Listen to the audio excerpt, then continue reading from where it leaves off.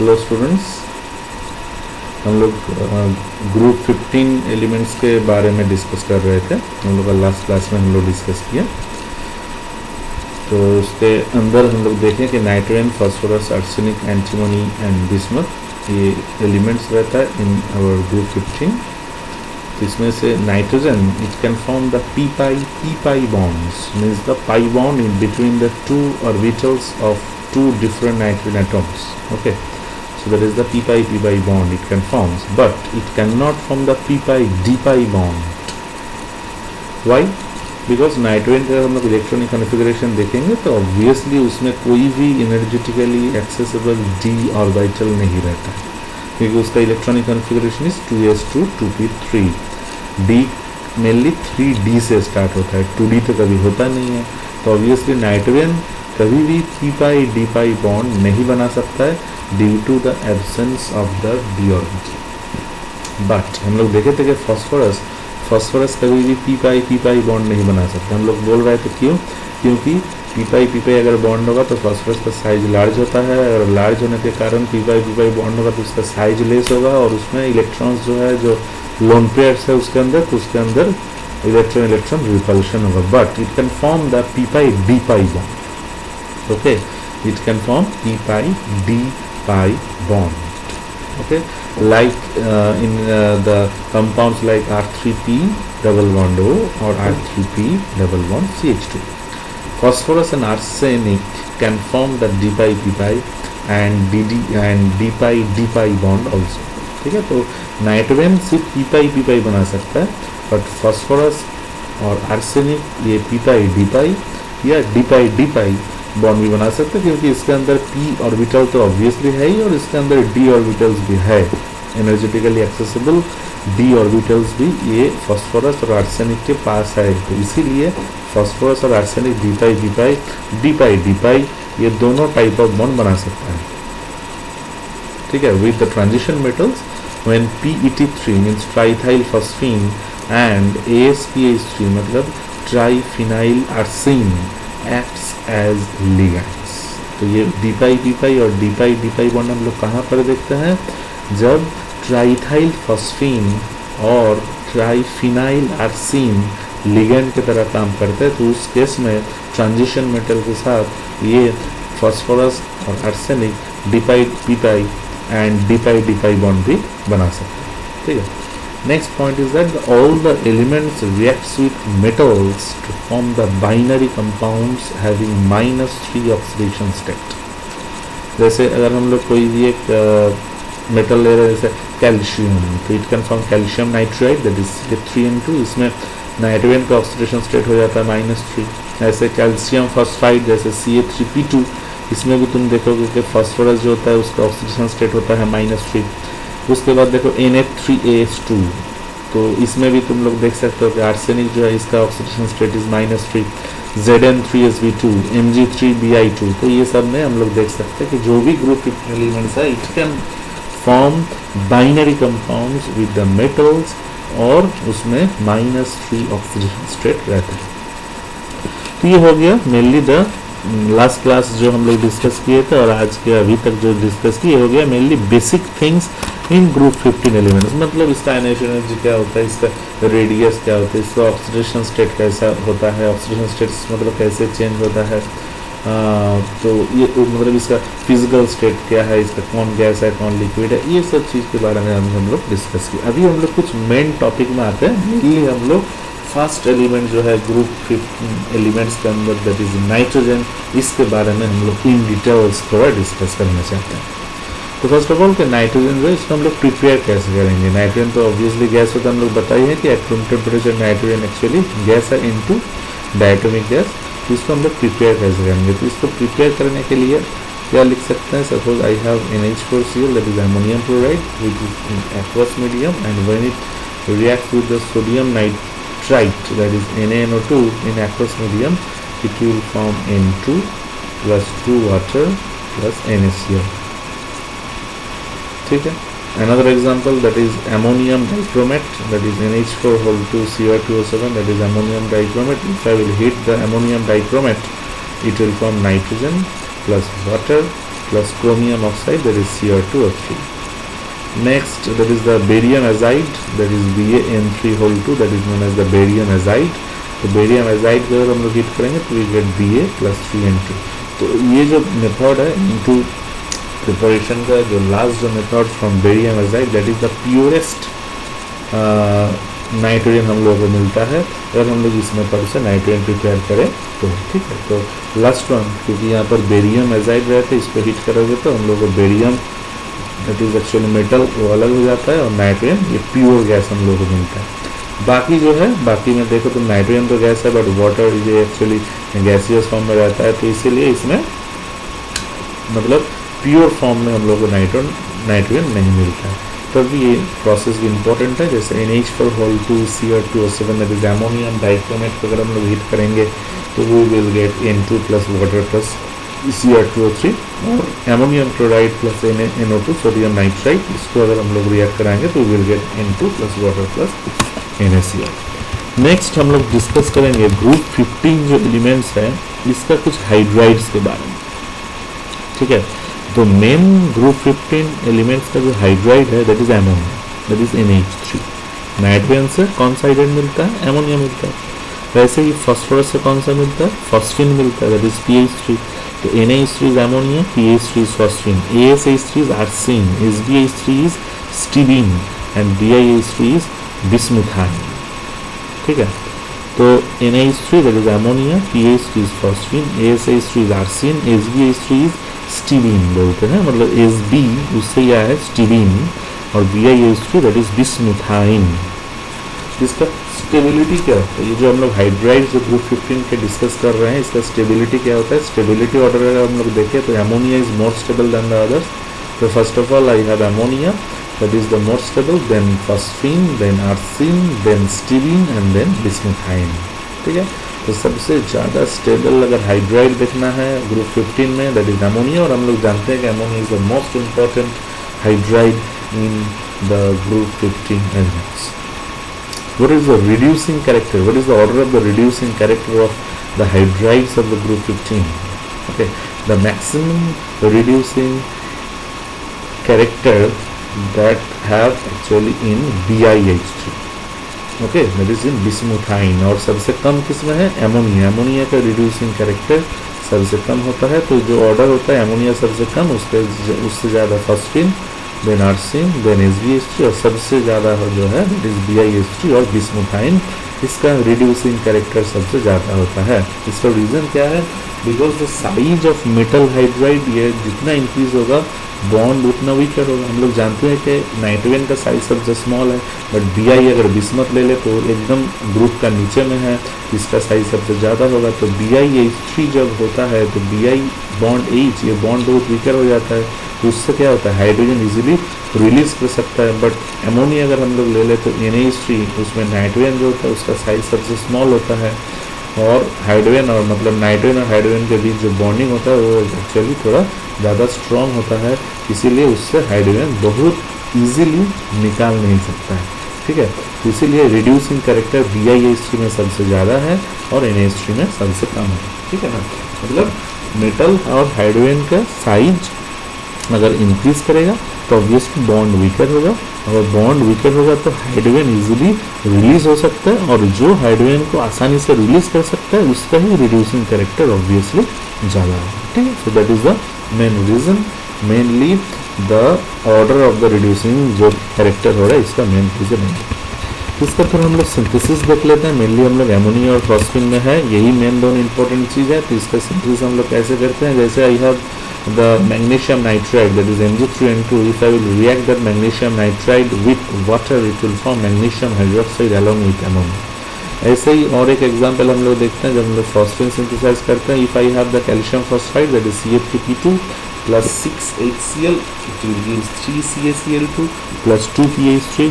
So ये इस method से हम लोग अमोनिया और फॉस्फिन को सिंथेसाइज कर सकते हैं. और अमोनिया फॉस्फिन दोनों ही वोलेटाइल एंड कलरलेस गैस होता है, ठीक है. तो अमोनिया अगर हम लोग देखें तो अमोनिया का जो हाइब्रिडेशन होता है, अमोनिया के अंदर जो central metal that is nitrogen, इसका हाइब्रिडेशन होता है sp3, और अदर्स जितना भी है, जितना भी हाइड्राइड है, जैसे फॉस्फीन, आर्सिन, स्ट्रीबीन, बिस्मुथाइन, जितना भी हाइड्राइड्स है सबका हाइब्रिडाइजेशन P3 होता है। P3 का मतलब होता है the bond angle means the H bond P bond H, ये जो बॉन्ड एंगल या HSH या HSBH या HBIH, ये जितना भी बॉन्ड एंगल है all the bond angles are near about 90 degree और उसके कारण उसका हाइब्रिडेशन होता है P3 accept the ammonia. Ammonia जो होता है उसमें H bond M bond H, ये जो बॉन्ड एंगल है ये बॉन्ड एंगल होता है 107 डिग्री सेंटीग्रेड। बट बाकी जितना भी है जैसे फॉस्फीन, आर्सिन, स्टीरीन एंड बिस्मुथाइन, सब में ये जो बॉन्ड एंगल होता है ये हाइड्राइड्स का है ये नियर अबाउट 90 से 95 के अंदर रहता है। ठीक है, वैसे अमोनिया हम लोग यहाँ पर लिखे हैं, तुम लोग देख सकते हो कि बॉन्ड एंगल अगर हम लोग देखें तो सबसे ज़्यादा होता है अमोनिया, देन उसके बाद phosphine, then arsine, then styrene, then bismuthine. तो अमोनिया में 107 डिग्री, फॉस्फीन में 94, आर्सिन में होता है 93, स्टीबाइन में जो होता है ये भी लगभग 92 और बिस्मुथाइन ये लगभग 91 रहता है। इसीलिए इसका hybridisation that is one important point that ammonia में hybridisation of nitrogen that is sp3, but in case of the phosphine, arsine, stibine and bismuthine, the hybridization of the central metal that is P3 hybridization and the bond angle is near about 90 degree, means 94 degree to 91 degree centigrade, except ammonia. In ammonia the bond angle is 107 degree. Okay, next how can you prepare the ammonia? We have already discussed one method of the preparation of the ammonia. Now और भी कुछ methods के बारे में हम लोग discuss करेंगे, जैसे यूरिया हम लोग जानते हैं यूरिया इज CONH2 तो NH2CONH2 जो हम लोग यहाँ पर लिखे that is actually the urea के साथ अगर हम लोग वाटर का रिएक्शन कराएंगे तो it will give 2NH3 plus water plus CO2। Another example that is the 2NH4Cl plus COH2 means ammonium chloride के साथ कैल्शियम हाइड्रोक्साइड का रिएक्शन करना है और ये क्या फॉर्म करेगा, अमोनिया फॉर्म करेगा along with water and calcium chloride that is CaCl2। Another method of preparation of ammonia जो है that is suppose I have ammonium sulfate that is NH4 when it reacts with NaOH it gives 2 ammonia plus 2 water plus Na2SO4। तो ये हो गया ammonia का एक preparation का methods.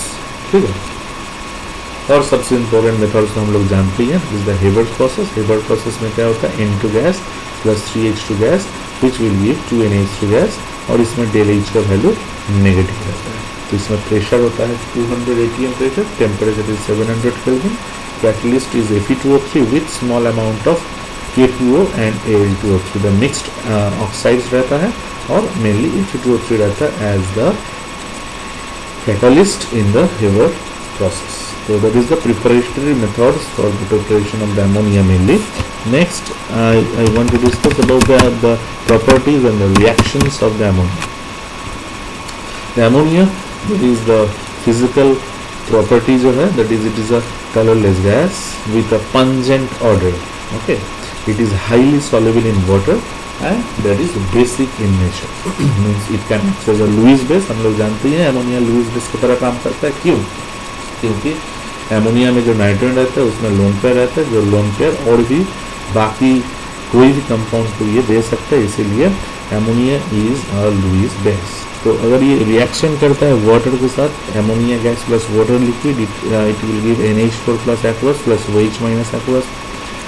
ये जो NH4OH जो फॉर्म हुआ ये FeCl3 के साथ रिएक्शन कर सकता है और ये Fe2O3 डॉट H2O का ब्राउन कलर प्रेसिपिटेट दे सकता है अलॉन्ग विथ 3NH4Cl। ये जो NH4OH है अनदर रिएक्शन देखो, ये जिंक सल्फेट के साथ कैसे हो रहा है, zinc sulphate plus NH4OH it will give zinc hydroxide the white precipitate plus ammonium sulphate. ठीक है, next is suppose I have the copper 2 plus aqueous and when it will react with the 4 ammonia it will give CuNH3 2 plus which is mainly deep blue in color। तो ammonia ये जब copper 2 plus के साथ reaction करता है it will give CuNH3 2 plus which is deep blue in color। Okay, और भी कुछ एग्जांपल देख सकते हो, जैसे हम लोग जानते हैं कि जो AgCl जो प्रेसिपिटेटेड आउट होता है AgCl AgCl ये एमोनिया में डिजोल्व करता है, ठीक है, मीन्स एमोनियम हाइड्रोक्साइड में ये AgCl डिजोल्व करता है। क्यों? क्योंकि it will form AgNH3 which is actually colourless. Okay, तो ये हम लोग देखे भी हैं कि जब भी कोई AgCl का प्रेसिपिटेट मिलता है और AgCl का प्रेसिपिटेट में अगर हम लोग एमोनियम हाइड्रोक्साइड डाल देंगे तो वो टोटल सोल्यूशन कलरलेस हो जाता है और टोटली सॉल्युबल हो जाता है। तो that is the main reason due to the formation of argento ammonium chloride, that is AgNH3 argento ammonium chloride due to the formation। Next कुछ रिएक्शन भी एक दो देख लो, जैसे CaC2 that is the calcium carbide, और इस calcium carbide जब nitrogen के साथ रिएक्ट करता है at 1000 degree centigrade in presence of CaCl2 catalyst, it will form CaNCN+C।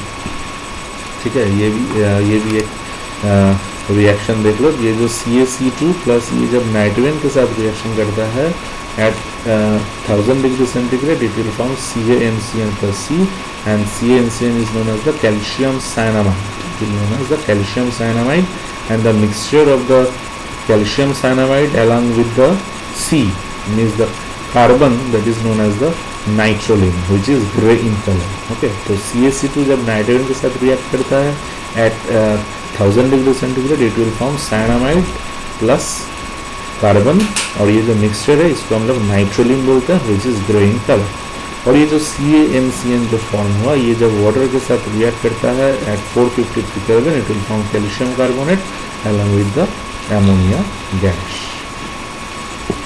तो ये एक हाइड्राइड जो है, सबसे इंपॉर्टेंट हाइड्राइड के बारे में हम लोग डिस्कस किए, that is our ammonia. Next हम लोग फॉस्फीन के बारे में थोड़ा डिस्कस करते हैं कि फॉस्फीन का जो हम लोग इसको हम लोग कैसे प्रिपेयर कर सकते हैं, फॉस्फीन को हम लोग कैसे सिंथेसाइज कर सकते हैं। तो इसके लिए मैं कैल्शियम फॉस्फाइड ले रहा हूँ, that is the CH3P2। When the CH3P2 reacts with 6 molecules of water, it will form calcium hydroxide along with phosphine, and the phosphine gas it can also be synthesized when the calcium phosphide is react with HCl, means the dilute HCl, it will form calcium chloride along with the phosphine gas। Next another method which I have already discussed, that is जब मेरे पास white phosphorus है और उस white phosphorus को हम लोग NaOH और KOH के साथ water के साथ react करा रहे हैं, it will form PH3 plus 3 NaH2PO2। ठीक है, so that is also the method of preparation of the phosphine। So when pure phosphine जब होता है कि the phosphine is non inflammable but becomes inflammable due to the presence of P2H4 और P4 vapours. तो ऐसे जो phosphine जो होता है, फॉस्फीन मेनली जो फॉस्फीन गैस जो है that is mainly non inflammable but it becomes flammable due to the presence of the P2H4 और phosphorus vapours. To purify it absorb in HI to form the PH4I। तो इसको अगर हम लोग को प्यूरिफाई करना है, ये फॉस्फीन को अगर हम लोग को प्यूरिफाई करना है तो हम लोग क्या कर सकते हैं कि इसको एब्जॉर्ब कराना है HI में। तो इसको अगर हम लोग HI में एब्जॉर्ब कराएंगे तो इट विल फॉर्म PH4I, और ये PH4I से फिर हम लोग फॉस्फीन को निकाल सकते हैं। कैसे? अगर इसको हम लोग KOH के साथ रिएक्ट कराएं तो it will give KI plus water plus phosphine. ठीक है, तो मेनली क्या हो गया कि फॉस्फीन ऐसे सिंपल फॉस्फीन के फॉर्म में नहीं मिलता, मेनली उसके साथ P2H4 या P4 वेपर साथ में रहता है। तो ये जब साथ में रहता है इसके कारण ये इनफ्लेमेबल हो जाता है। ठीक है, तो प्योर फॉस्फीन जो है is non inflammable but it becomes inflammable due to the presence of the P2H4 और P4 वेपर्स। ठीक, तो ऐसे जो प्योर फॉस्फीन हो गया that is non inflammable, but ये इनफ्लेमेबल हो गया तब जब इसमें P2H4 और P4 वेपर्स हम लोग ऐड कर दिए। तो इसीलिए इसको अलग करना बहुत इंपॉर्टेंट है, और इसको अलग करने के लिए फर्स्ट जो मिक्सचर होता है उसमें हम लोग HI दे देते हैं। HI अगर देंगे तो PH3 P2H4 और P4 का जो मिक्सचर है इसके अंदर only PH3 will react with HI to form the PH4I, and after the formation of the phosphonium iodide, that is the PH4I, when it will react with the potassium hydroxide, means the KOH, it will again give the phosphine as its purest form. तो इस method से हम लोग phosphine, P2H4 और P4 vapours का जो mixture है इससे हम लोग फॉस्फीन को निकाल सकते हैं। Phosphine is a colourless gas with the रॉटन fish smell, highly poisonous in nature. It explodes in contact with traces of oxidizing agents like HNO3, Cl2 and Br2 vapors. It is slightly soluble in water. Okay, so that is mainly the physical property I have already discussed in case of the phosphine, and it is slightly soluble in water. So phosphine, if I will give the HNO, means if I will apply the sunlight into the phosphine solution, it will give the red phosphorus plus hydrogen. When the phosphine reacts with the copper sulfate aqueous solution, means when you pass the phosphine gas through the aqueous solution of the copper sulfate, it will give Cu3P2, that is the cupric phosphide plus H2SO4. And when the phosphine gas passes through aqueous HgCl2 solution, it will give Hg3P2 along with the HCl. Next, what is the Holmes signal? Holmes signal, that is actually the mixture of the calcium carbide plus CH3P2 and that mixture, ये जो mixture जो है मतलब CH2 और CH3P2, ये जो mixture जो है, इस मिक्सचर को अगर हम लोग समुद्र में थ्रो करेंगे तो हम लोग क्या देखते हैं, उससे एक्चुअली गैस निकालता है, इवॉल्व बर्न। ठीक है, उसका रीज़न क्या है कि जब ये वाटर के साथ रिएक्ट करता है, it will form the C2H2 and along with phosphine. ठीक है, मतलब कैल्शियम कार्बाइड वाटर के साथ रिएक्ट करता है तो एसिटिलीन बनाता है, और CH3P2 जब वाटर के साथ रिएक्ट करता है तो it will form the phosphine. तो C2H2 हो गया और फॉस्फिन हो गया, एक हो गया एसिटिलीन और फॉस्फिन। तो ये दोनों क्या होता है, मतलब जब एक साथ रहता है तो it will evolve the burn and serve as a signal in sea. तो ये मतलब समुद्र में मेनली सिग्नल दिखाता है and that's why it is known as the home signal. ठीक है, next I will discuss about a little bit about the halides of the group 15 elements. In case of the group 15 elements, all the trihalides are possible except NBr3 and Ni3 due to the large size difference. Okay, तो सिर्फ NBr3 और Ni3 इसको छोड़ के all trihalides are acceptable. Okay, the trichlorides act as Lewis acid by using the vacant d orbital on hydrolysis. For example, if I have NCl3, अगर मेरे पास nitrogen trichloride है तो ये मेनली क्या फॉर्म करता है, एमोनिया और HCl फॉर्म करता है। अगर मेरे पास PCl3 है तो ये क्या फॉर्म करेगा, H3PO3 फॉर्म करेगा। अगर मेरे पास ASCl3 है तो it will form H3ASO3 is arsenious acid. अगर मेरे पास HbCl3 है तो it will form HbOCl, and if I have the BiCl3 it will form BiOCl।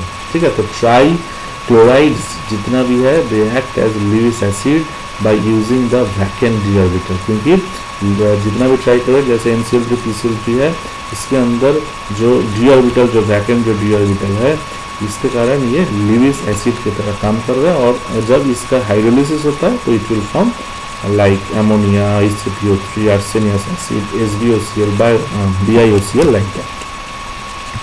PF3 and PF5 are not hydrolyzed because PF bonds are very very strong, क्योंकि phosphorus जो है that is उसका जो size है और उसके ऊपर halogen में जो फ्लोरीन है, fluorine is also very small in size, तो इसके अंदर क्या होता है कि वेरी स्ट्रॉन्ग बॉन्डिंग बनता है। तो इसीलिए PF3 और PF5 they are not hydrolysed because PF bonds are strong bonds than the PO bonds। ठीक है, तो ये एक रीजन हो गया कि PF3 और PF5 को हम लोग कभी हाइड्रोलाइज नहीं कर सकते, मतलब ये कभी भी वाटर के साथ रिएक्ट नहीं करते क्योंकि PF bonds are very very strong. All these elements except nitrogen and bismuth cannot form the pentahalides. Nitrogen due to non-availability of the vacant d orbital and bismuth because of the inert pair effect. ठीक है, तो जितना भी element है group 15 में except nitrogen and bismuth can not form the pentahalides. ठीक है, क्योंकि नाइट्रोजन मेनली क्यों नहीं, क्योंकि नाइट्रोजन के अंदर वैकेंट d ऑर्बिटल तो है नहीं। ठीक है, और बिस्मथ पेंटालाइड्स नहीं बना सकते, इसका रीज़न है due to the inert pair effect. Inert pair में जो 6s जो 2 इलेक्ट्रॉन रहता है, ये 2 इलेक्ट्रॉन कभी भी 6p में शिफ्ट नहीं हो सकता और उसके कारण इसका वैलेंसी भी इंक्रीज नहीं हो सकता है बिस्मथ का। तो that is mainly the inert pair effect और उसके कारण क्या हो रहा है कि ये पेंटाहलाइड्स नहीं फॉर्म कर सकते हैं। ठीक है, नेक्स्ट जो है PCl5 और SbCl5, they are mainly trigonal bipyramidal in structure. PCl5 पर हम लोग हिट करेंगे तो we will gate PCl3 plus Cl2, तो इसीलिए PCl5 actually it acts as a chlorinating agent. Next PCl5 को अगर हम लोग वाटर के साथ रिएक्ट कराएंगे तो it will form H2PO4 plus 5HCl and then the PCl5 solid जो होता है ये मेनली PCl4 प्लस और PCl6 माइनस इस फॉर्म में मेनली रहता है, इसलिए ये ज़्यादा आयनिक नेचर का होता है और आयनिक नेचर के कारण ये ज़्यादा स्टेबल भी होता है। और ऐसे ही जो PbR5 होता है, PbR5 ये भी जब सॉलिड स्टेट में रहता है ये PbR2 प्लस और Br3 माइनस इस फॉर्म में रहता है। तो ठीक है, तो बाकी जो चीज़ है, जो बाकी ट्राईहलाइड्स का जो बाकी पोर्शन है और भी जो बाकी थिंग है ये हम लोग नेक्स्ट क्लास में देखेंगे। ठीक है, थैंक यू।